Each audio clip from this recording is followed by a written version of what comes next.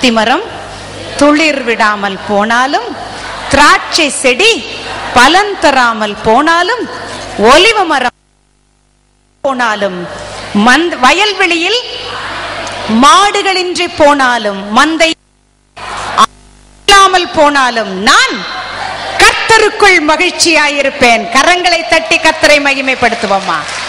இதுதாங்க ஸ்டெப் வெற்றி. எனக்கு என்ன எதிரா வந்தாலும் கர்த்தரை துதிக்கிறதுல நான் நிக்க மாட்டேன். உன் வாய் ஓயாது, உன் வாசல்கள், ஏசாயா 60:18 பார்க்கிறோம், உன் வாசல்கள் துதி என்றும் மதில்கள் ரட்சிப்பு என்றும் சொல்லப்படுவதாக. உன் வாசல்ல துதி சத்தம் கேட்டுக்கிட்டே இருக்கணுமா? பிரச்சனை வந்தா அதுவா கேக்குது? வாசல்ல துதியின் சத்தம் கேட்க ஆரம்பிக்கும் பொழுதுதான் பிசாசுக்கு வீழ்ச்சி. அல்லேலூயா. அதனால முதலாவதாக உன் வெற்றியை ஆண்டவர் ஏற்கனவே நிர்ணயம் செய்து, இதான் ஃபர்ஸ்ட் ஸ்டெப் வெற்றிக்கு. முதல்ல நல்லா புரிஞ்சுக்கோங்க, ஏற்கனவே உங்க வெற்றி என்னன்னு ஆண்டவர் ரெடி பண்ணி வச்சிட்டார். கரங்களை தட்டி கர்த்தரை மகிமைப்படுத்துவோமா? தேவன் அவர் உங்களுக்காக ஏற்கனவே வெற்றியை ரெடி பண்ணி வச்சிட்டாரு. அந்த வெற்றியை புரிந்து கொள்வதற்கு நீங்கள் அவரை பிடித்துக் கொள்ள வேண்டும். பிரச்சனையை பிடிச்சிட்டு இருக்கிறத விட்டுட்டு உங்க கர்த்தரை பிடித்துக் கொள்ள வேண்டும். உயரமான ஸ்தலத்துல தாங்க உன்னை கொண்டு போய் வைப்பார். எப்போ? உன்னுடையதுல எதுவுமே இல்ல, அத்தி மரத்துல துளிர் விடல, திராட்சை செடியில பலன் இல்ல, ஒலிவ மரத்துல பயன் இல்ல, மாடுகள் இல்ல, வீட்டுல அரிசி இல்ல, பருப்பு இல்ல, வீட்டுல பிரச்சனை மேல பிரச்சனை, குடும்பத்துல சமாதானம் இல்ல, எங்க பார்த்தாலும் பிரச்சனை, இப்படி சொல்லிக் கொண்டு இருக்கும் பொழுது உன் மகிழ்ச்சி நீ சொன்ன மாத்திரத்துல ஆண்டவர் உன்னை உயரமான ஸ்தலங்களிலே கொண்டு போய் நிறுத்துவார். ஹல்லேலூயா, ஹல்லேலூயா. ஆண்டவர் உன்னை உயரமான ஸ்தலங்களிலே கொண்டு போய் நிறுத்த என்பதை நீ அறிந்து கொண்டால் போதும். ஆமென். உலகத்துல நிறைய பேர் சொல்லுவாங்க, வெற்றி அது உன் கையில இருக்கு, ஆண்டவர் நிர்ணயம் பண்ணி வச்சிட்டார். இப்படி சொல்லும் பொழுதெல்லாம், இப்படி பிரசங்கங்களை கேட்கும் போதெல்லாம் என்ன சொல்லுவாங்க? அப்பனா யார் கையில இருக்குது? நம்ம கையில இருக்குது. இதை அடிக்கடி சொல்லுவாங்க, உன் கையில தான் இருக்கு வெற்றின்னு சொல்லுவாங்க. இன்னும் சிலர் சொல்லுவாங்க, வெற்றியை பெறணும்னா நீங்க அதுக்கு முன்னால ஏற்கனவே பலவரை வேதனைப்பட்டிருக்க வேண்டும், பாடுகள் வழியாகத்தான் வெற்றி. இதுக்கெல்லாம் வேதாகமத்துல ஆதாரம் காட்ட முடியும். அல்லது வெற்றி பெற வேண்டும் என்றாக்க அது உன் கையில இருக்கின்றதுக்கும் பல விதத்துல வேதாகமத்துல நம்ம நிறைய ஆதாரங்களை காட்டலாம். ஆனால் இந்த வெற்றி என்பது இதையும் தாண்டி ஆண்டவர் இன்னைக்கு உங்களுக்குள்ளார வேறொன்னு வச்சிருக்கிறார்னு சொல்வதற்காகத்தான் நான் உங்க முன்னால் நிக்கிறேன். ஆமென், ஹல்லேலூயா. இது வெறுமனையே ஒரே ஒரு நாள் அனுபவம் இல்ல வெற்றினாக்க. இன்னைக்கு வர்றீங்க, தெபோராள் வெற்றி பெண்கள் மாநாடு 3 நாள் வெற்றியை கொண்டாடுறீங்க, வீட்டுக்கு போறீங்க, பழைய தோல்வி வாழ்க்கையிலே வாழ்கிறீர்கள் என்பது இல்லை. ஒரு நாளிலே ஆதியாகமம் 15வது அதிகாரத்துல ஆபிரகாமுக்கு ஆண்டவர் தோன்றினார். நான் உனக்கு மகாபலனாயிருக்கிறேன், நான் உனக்கு பலத்த துர்கமாயிருக்கிறேன் எல்லாம் சொன்னார். உடனே அவர் என்ன கேட்டாரு? ஆண்டவரே, எனக்கு என்ன கிடைக்கும்? எனக்கோ வயசாயிருச்சு, புள்ள குட்டி இல்ல, எனக்கு நீர் என்ன ஆசீர்வாதத்தை கொடுத்து என்ன பிரயோஜனம்?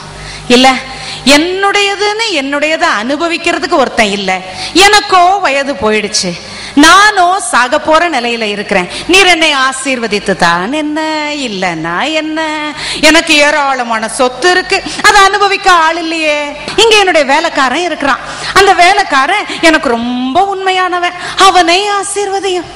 அவனுடைய மகன் என்னிடத்திலே இருக்கிறான், இந்த எலெயாசாரின் மகனை ஆசீர்வதியும், இனி அவன் தான் என்னுடைய வாரிசாக வேண்டும். ஆண்டவர் என்ன சொன்னாரு? புலம்புறத நிறுத்துப்பா, இவன் அல்ல உன் கர்ப்ப பிறப்பே. இப்படி சொன்னோன்னு அம்மா முடிச்சிட்டாங்க, தூங்கிட்டு இருந்தாங்க அது வரைக்கும். அவங்க வேகமா முடிச்சாங்க, அந்த காதுல விழுந்தது என்ன? உன். அவ்வளவுதான். அப்ப என் கர்ப்ப பிறப்பு இல்ல, பிளான் பண்ணிட்டாங்க உடனே. அடடடடடா, இவ்வளவு நாள் இது எனக்கு புரியாம இருந்தது. எங்க வீட்டுல வேலைக்காரனுக்கு பிள்ளை, அவன் ஆசீர்வாதத்தை பெறுவதை காட்டிலும் என்னுடைய கணவனுக்கு ஒரு பிள்ளை இருந்துட்டு போட்டும், அது என் வழியாக இல்லாவிட்டால் பரவாயில்லை. முடிவு பத்தீங்களா? எவ்வளவு வேகமா எடுக்கிறா. ஆண்டவரை இது பத்தி அவ ஏதாவது விசாரித்தாளா? இல்லை. உடனடியாக வேலைக்காரிய கூட்டிட்டு வந்து கல்யாணம் பண்ணி வை, அவட்ட இருந்து இப்ப ஒரு பிள்ளை, இந்த பிள்ளைய கூட்டிட்டு வந்து முன்னால நிறுத்தி இஸ்மவேலை ஆசீர்வதியும். ஆண்டவர் விட்டாரா? என்ன சொன்னாரு? ஈசாக்கின் வழியாய் உன்னுடைய சுதந்திரத்தை ஆசீர்வதிப்பேன். உன்னுடைய சந்ததியார் தங்கள் சத்துருக்களின் வாசல்களை மேற்கொள்ளுவார்கள். அல்லேலூயா. ஆண்டவர் அதே போலதான் இஸ்ரவேல் ஜனங்களை வழி நடத்திட்டு வந்தாரு. இதை எதுக்கு சொல்ல வரேன்னு இப்ப தெரிஞ்சுக்குவீங்க. இஸ்ரவேல் ஜனங்களை வழி நடத்திட்டு வர்றார். அவங்க எல்லாம் அடிமைகளாய் இருக்கிறார்கள், மிகுந்த கஷ்டத்தோடு இருக்கிறார்கள். எங்களுக்கு ஒரு விடியல் இல்லையா? என்னைக்குதான் எங்க பிரச்சனை ஓயும்? யாராவது எங்களை காப்பாற்ற மாட்டாங்களா? இப்ப மோசே வருகிறார். அந்த மோசே வந்து எத்தனையோ அற்புதங்கள் அவர் வழியாக நடக்கிறதுங்க எகிப்து தேசத்திற்கு எதிராக. கடைசியில வந்து செங்கடலை இரண்டாக பிளக்கிறார் ஆண்டவர். மாபெரும் ஆச்சரியம். யோசிச்சு பாருங்க, ஒரு பெரிய கடல், அந்த கடலுக்கு முன்னால நிக்கிறாங்க. அந்த பக்கத்துல படை, எகிப்தியரின் படை. நடுவுல மாட்டிக்கிட்டாங்க ஜனங்க. ஐயோ சாக போறோமேன்னு எல்லாரும் கத்துறாங்க. அப்போ டிராமால நடக்கிற மாதிரி பெரிய அளவுல கடல் பெரிய இறைச்சலோட ரெண்டா பிளக்குது. நடுவுல வெட்டாந்தரை உண்டாகுது. இந்த வெட்டாந்தரையில நடக்கணும்னா இந்த பக்கமும் சுவர் போல அப்படியே பெரிய அளவுல அலைகள் நிக்குது, இந்த பக்கத்திலயும் அலைகள் நிக்குது.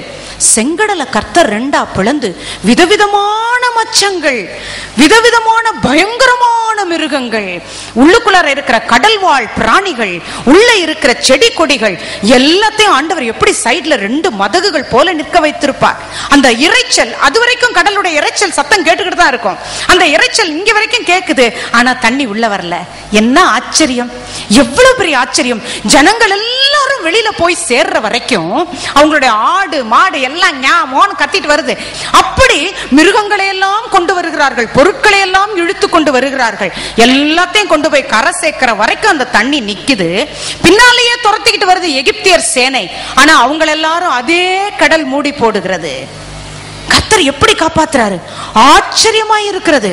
இந்த ஆச்சரியத்தை பார்த்துட்டு அடுத்த நாள் சாப்பாடு இல்லைன்னு இந்த ஜனங்க என்ன பண்ணாங்க? கர்த்தர் கொடுப்பாருன்னு நினைச்சாங்களா? தண்ணி இல்லைன்னா, யோ மோசையா எங்களை தண்ணி இல்லாத காட்டுக்கு கூட்டிட்டு வந்து சாக வைக்கவா கூட்டிட்டு வந்தீர் அப்படின்னு கேட்டாங்க இல்லையா? அதே போல அந்த இடத்துல ஆண்டவர் ஒரு அற்புதத்தை செஞ்சார். வான தூதர்கள் சாப்பிடுகிற மன்னா வானத்திலிருந்து மழை போல வரும். அத அப்படியே அவங்க வாரி எடுத்துக்கொள்ள முடியும். அதை எடுத்து வச்சாங்கன்னா, அதிகமா எடுத்து வச்சாங்கன்னா அடுத்த நாள் என்ன ஆயிரும்? அது அவ்வளவுதான், யூஸ் பண்ண முடியாது. ஆனா அதே சமயத்துல தேவையான அளவு அவங்க கரெக்டா எடுத்து வச்சுக்கலாம். ஆனா பாத்தீங்கன்னா உடன்படிக்கை பெட்டிக்குள்ளார ஆர்க் ஆஃப் த கவனன்ட் அதுக்குள்ளார வச்சிருந்த மண்ணா மட்டும் அது ஒன்னும் ஆகாம இருக்கு. அதை விட அதிசயம், ஞாயிற்றுக்கிழமை அதாவது ஓய்வு நாள்ல கர்த்தரை ஆராதிக்க வேண்டிய ஓய்வு நாள் அன்னைக்கு மட்டும் 2 நாளைக்கு உரியதை எடுத்து வச்சுக்கலாம். அன்னைக்கு மட்டும் கெட்டு போகாது. என்ன ஆச்சரியம் இல்ல? எப்படிப்பட்ட அதிசயம். எனக்கு தெரியும், ஒரு 100 ஆண்டுகளுக்கு முன்னால தென் தேசங்களுக்கு நீங்க சென்றீங்கன்னா, தென் மாவட்டங்களுக்கு சென்றீங்கன்னா அவருடைய மூதாதையர்களுடைய வாழ்க்கையை குறித்து சொல்லுவாங்க. அவர்கள் கேரளத்திலே இருந்த சில நம்பூதிரிமார்களுக்கு அடிமைகளாய் நம்முடைய ஜனங்கள், தமிழ் ஜனங்கள் அடிமைகளாய் இருந்திருக்கிறார்கள். இவர்களை காப்பாற்றுவதற்கு கிறிஸ்தவ மிஷனரிமார்கள் போய் அவர்களை கூட்டி வந்து அவர்கள் தாங்களாக தங்களுடைய சம்பாத்தியத்திலிருந்து, வெளிநாட்டவர் சம்பாதித்த சம்பாத்தியத்திலிருந்து ஒரு தோட்டத்தை உருவாக்கி அவர்களிடத்தில் இந்த அடிமைகளை காப்பாற்றி கொண்டு வந்து எங்கள் வயல்களிலே நீங்கள் வேலை செய்யுங்கள், இந்த வயல்களிலும் இந்த தென்னை மரங்களிலும் இருக்கிற பலன்களை நீங்களே சாப்பிடுங்க அப்படின்னு அவங்களை காப்பாற்றுறதுக்காக போய் மிஷனரிமார் கூப்பிட்டு வந்து ஒரு பெரிய இடத்துல அவங்களை வைத்திருந்தார்கள். எதிராளிகள் வந்து விடாதபடிக்கு அந்த மதில் சுவர்களை எல்லாம் உயர எழுப்பி இருந்தார்கள். அங்க பாத்தீங்கன்னா என்ன நடக்குமா? தினக்கூலிக்கு அவரவர் அன்றாட சாப்பாடுக்கு அவர்கள் உழைத்தால் சாப்பாடு. அந்த இடம் அவங்களது இல்ல, ஆனா அதுல விதைச்சிருக்கிற விதை அதெல்லாம் அவங்க பயன்படுத்திக்கலாம். அங்க இருக்கிற தென்னை மரங்கள், அதுல இருக்கிற விளைவுகளை அந்த ஜனங்கள் பயன்படுத்திக் கொள்ளலாம். மிஷனரிமார்களுடைய இடங்கள், அந்த இடங்கள் அதுல கரெக்டா பாத்தீங்கன்னா தினக்கூலிக்கு வேணுங்கிற அளவுக்கு சாப்பாடு இருக்கிற மாதிரி ஒவ்வொருத்தருக்கும் பிரிச்சு கொடுத்திருப்பாங்க. வெள்ளிக்கிழமை ஆனா 2 நாளைக்குரிய விளைச்சல் அங்க விளையுமா? அற்புதத்தை பாத்தீங்களா? கர்த்தர் செய்திருக்கிற அற்புதத்தை. அடிமைகளாய் இருக்கிறவர்கள் நம் நடுவிலே இருந்திருந்தாலும் அந்த அடிமை தலையில் இருந்து அவர்களை காப்பாற்ற கர்த்தர் செய்கிற கிரியைகளை பாருங்கள். அப்படி செஞ்ச தேவன் ஜீவன் உள்ளவரா உங்க நடுவில் இல்ல? ஒரு 100 வருஷத்துக்கு முன்னால நம்முடைய தமிழ் ஜனங்களுக்கு இப்படி ஒரு அதிசயத்தை செய்திருக்கிறாரே தேவன், எனக்கும் உனக்கு செய்ய மாட்டாரு? அந்த வெள்ளிக்கிழமை அன்னைக்கு 2 நாளைக்கு உடையது விளையுமா? ஏன்னா சனி ஞாயிறு உழைக்க மாட்டாங்க, ஞாயிற்றுக்கிழமை கர்த்தருடைய ஆராதனையை செலுத்துவார்கள். ஆனா திரும்பவும் திங்கக்கிழமை போடும்போது அன்னைக்கு ஒவ்வொரு நாளைக்குரிய பலன் தான் இருக்குமா? கரெக்டா வார கடைசி நாளைக்கு மட்டும் 2 நாளைக்குரிய பலன். எப்படி கர்த்தர் அதிசயமாய் நடத்தி இருக்கிறார். இப்படி உங்க சொந்த வாழ்க்கையில நீங்க சாட்சியாய் சொல்ல கர்த்தர் நிறைய வச்சிருப்பார். ஆனாலும் என்ன நினைப்பாரு ஆண்டவர், அன்றைக்கும் இந்த மாதிரி தான் வானத்துல இருந்து மண்ணா வந்தது. இது எத்தனை வருஷம் வந்தது? 40 வருஷம் வந்தது. இந்த 40 வருஷம் வந்துட்டு இருக்கிறது அல்லது செங்கடலை கடந்த ஒரு நாள் அனுபவம், இதெல்லாம் கர்த்தர் அவங்களுக்கு பெருசா வைக்கல. என்ன வச்சிருந்தாரு? அவங்களுக்காக வாக்களிக்கப்பட்ட கானான் தேசம். சகோதரிகளே, உங்க வாழ்க்கையில நீங்க ரட்சிப்பின் பாதைக்குள்ளார வரணுங்கிறதுக்காக சில நெருக்கங்களை தந்து சில அற்புதங்களை செய்து உங்களை ஒரு நாள் கர்த்தர் தெரிந்து கொண்டாரே, அது இல்ல அவர் உங்களுக்காக வச்சிருக்கிற பிளான். அல்லது இன்னைக்கு நீங்க கஷ்டத்துல நடக்கிறீங்கல்ல, இந்த கஷ்டத்தை விட்டு நீங்க வெளிவரதான் வெற்றின்னு நினைச்சிட்டு இருக்கீங்கன்னா அது இல்ல கர்த்தர் உங்களுக்காக வச்சிருக்கிற பெரிய வெற்றி. அவர் வச்சிருக்கிற வெற்றி என்னாலும் வெற்றி மாத்திரமல்ல, எப்போதும் அவரோடு நித்தியத்திலே நீங்கள் வெற்றியோடு ஜீவிக்கிற ஜீவியம். ஹல்லேலூயா. மகளே, இந்த சின்ன தோல்வியில நீ முடங்கி போயிடுறியே, உனக்காக நான் பெரிய வெற்றியை நான் சம்பாதிச்சு வச்சிருக்கிறேன்னு சொல்ற ஆண்டவர் அதோடு கூட உன் பிரச்சனைக்கு இருக்கிற இன்னைக்கு இருக்கிற காரியத்திற்கு வெற்றி தராமல் போய்விடுவாரா? நீங்க வெற்றியின் மக்கள். அதனால இனிமே உங்க மேல எதற்கு அதிகாரம் இல்லை தெரியுமா? தோல்விக்கு அதிகாரம் இல்லை. அப்படின்னா என்ன செய்யணுமா? முதலாவதாக நான் என்ன செய்யணும்னு பார்த்துட்டேன். முதல்ல ஆண்டவர் எனக்கு வெற்றியை சம்பாதிச்சு வச்சிருக்கிறார், அவரை இறுக்கமா பற்றி கொள்ளணும். இதை நம்ம தெரிஞ்சுக்கிறோம். அடுத்தது, அதே சமயத்துல நம்முடைய வாழ்க்கையில எப்பொழுதுமே நம்மை நெருக்கி ஆண்டவரோடு சேர முடியாதபடிக்கு ஒன்று பிரச்சனை இருக்கும். பிரச்சனைகள் அடுத்தது பிரச்சனைகள், திரும்பி பார்த்தா இன்னொரு பிரச்சனை, அப்படி பிரச்சனைகள் இருக்கும். இன்னொன்னு பராக்குகள். கொஞ்ச நேரம் டிவி பார்த்தா என்னங்க, கொஞ்ச நேரம் இப்படி உட்கார்ந்து இருந்தாதான் என்ன, ஒரு கொஞ்ச நேரம் அரட்டை அடிச்சுட்டு வர்றேனே, இந்த பக்கத்து வீட்டுக்காரங்க அவங்களோட ஒரு அரை மணி நேரம் பேசினா தப்பா? ஆகாத பேச்சுதான், பரவாயில்ல, தெரியும் தான், கொஞ்ச நேரம் வேஸ்ட் ஆகுதுதான், ஆனா கொஞ்ச நேரம் பேசிட்டு வரலாமே. இப்படி நமக்காக வருகிற பராக்குகள், இது ரெண்டும் தான் நம்மை விட்டு கர்த்தரோட நாம இருக்கிற ஐக்கியத்தை விட்டு நம்மை தூரப்படுத்துகிற விஷயங்கள். பிசாசு அதை ரொம்ப அழகா செய்வான். எவ்வளவு தூரமாக்க முடியுமோ அவ்வளவு தூரமாக்குவான். பிள்ளைங்க, சின்ன பிள்ளைகள் சாப்பிடாம ரொம்ப தொந்தரவு பண்ணாங்கன்னு வைங்க, அம்மா என்ன செய்வாங்க? எப்படியாவது அதுக்கு சாப்பாடு ஊட்டணும். என்ன செய்வாங்க சொல்லுங்களேன்? பிள்ளை வாய் அப்படி ஆன்னு திறக்கும் போதே பூசி விடுறதுக்கு என்னதான் பண்ணுவாங்க சொல்லுங்களேன்? இப்படி எடுப்பாங்க, சிமெண்ட் பூசுற மாதிரி பூசுவாங்க. கரெக்டா அம்மா அது எங்க பார்த்துக்கிட்டே இருக்கும். பார்த்துக்கிட்டே இருக்கும் போதே வரிசையா பூசிக்கிட்டே இருப்பாங்க. அது டிவியை பார்த்து ஆன்னு உட்காந்துருக்கும். கரெக்டா? சின்னதுல அதுக்கு சாப்பாடு ஊட்டுறதுக்காக நீங்க எடுத்து நல்ல கலவை எடுத்து உள்ள பூசணுங்கிறதுக்காக டிவியில உட்கார இருக்கிறீங்க. கொஞ்ச நாள் கழிச்சு வந்து சிஸ்டருங்க அழுவாங்க, ஐயோ என் புள்ள சொன்ன பேச்சே கேட்க மாட்டேங்குது சிஸ்டர், அதுக்காக கொஞ்சம் ஜெபம் பண்ணிக்கோங்க. டிவி டிவி டிவின்னு டிவியவே பார்த்துட்டு இருக்கு சிஸ்டர். யாரு சொல்றது? யாரு சொல்றது? ஆரம்பிச்சு வச்சவங்களே தான். யார் ஆரம்பிச்சு வச்சது? நீங்களே தான். பாத்தீங்களா எங்க ஆரம்பம் இருக்குது? நாமே சில காரியங்களை ஆரம்பித்து வைக்கிறோம். மத்தேயு 19வது அதிகாரத்திலையும் லூக்கா 18வது அதிகாரத்திலே 18, 16, மத்தேயு 19, 13, 14 சிறு பிள்ளைகள் என்னிடத்திற்கு வருவதற்கு என்ன சொன்னார் ஆண்டவர்? தடை பண்ணாதிருங்கள். முதல்ல பக்கத்துல இருக்கவங்களை பார்த்து சொல்லுங்க, சிறு பிள்ளைகள் இயேசுவின் இடத்துல வருவதற்கு தடை பண்ணாதிருங்கள். உங்க வாயினால தடை, டிவினால தடை, நீங்க பண்ற எல்லா விதமான மோசமான துன் மாதிரிகைனால தடை. அதுதான் விஷயம். பிள்ளைகள் கர்த்தரிடத்திலே வராமல் இருக்கிறதற்கு காரணம் நீங்கள் தடையை உண்டு பண்ணுகிறீர்கள். கிறிஸ்துவனிடத்திலே வருவதற்கு நீங்க தான் தடையா இருக்கிறீங்க.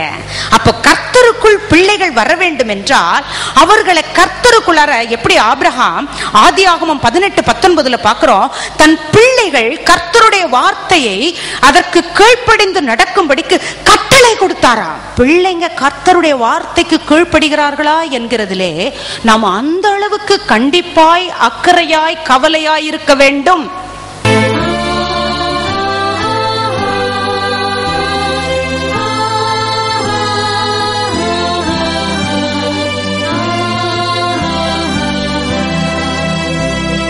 பரிசுத்த ஆவியே, பலமுள்ள